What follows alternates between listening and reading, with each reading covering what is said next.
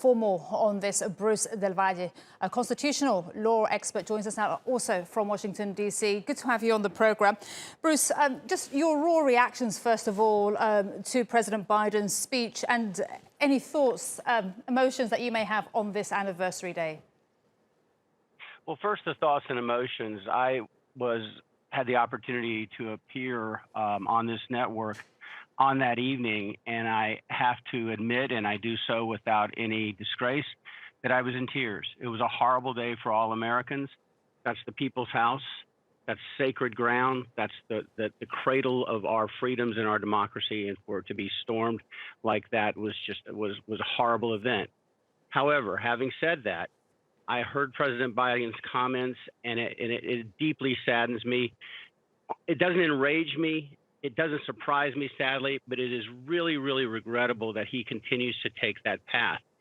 The problem is, if you look at the worst of the January 6th insurrection, the very worst possible event is that it was a third world type overthrow of the duly elected government of a nation. If that's the worst way you could categorize it, what President Biden did today echoes a pogrom of a Stalinist Russia, where we are going to hunt down our former political enemies that we have defeated in an election and eradicate them. He continues to invoke President Trump needlessly. He needs to stop doing that. The Democrats need to stop doing that.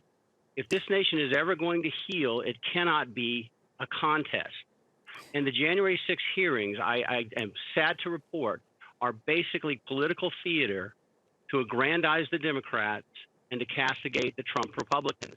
It is almost as if it is a long-running and a continually running campaign advertisement of, look at us, we're not President Trump, look what he did, vote for us. I cannot see any meaningful legislation coming from that subcommittee. And so, just to be clear, I have some of the exact verbatim script, that he said. He said Trump did nothing for hours while the Capitol was under siege. So under siege, he watched on TV. Is it statements like this in particular that bother you? Yes, it does. And to paraphrase Joe Biden, come on, man. You're better than that. Be better than that. There is no reason to continue making those snide comments. What good can come from that?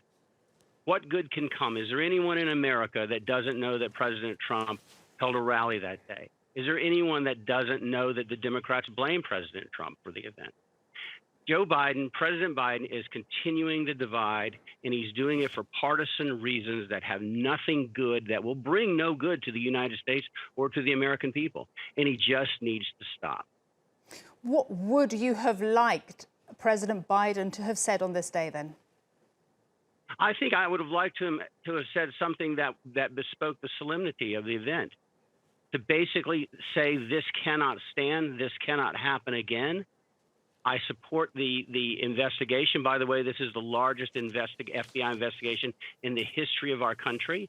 Think about that for a moment. Larger than the communist investigations and the House Un-American Committees Act, larger than the investigation of organized crime, all of the gangsters, we've all seen those movies, larger than that. I would have liked President Biden to say he supports that.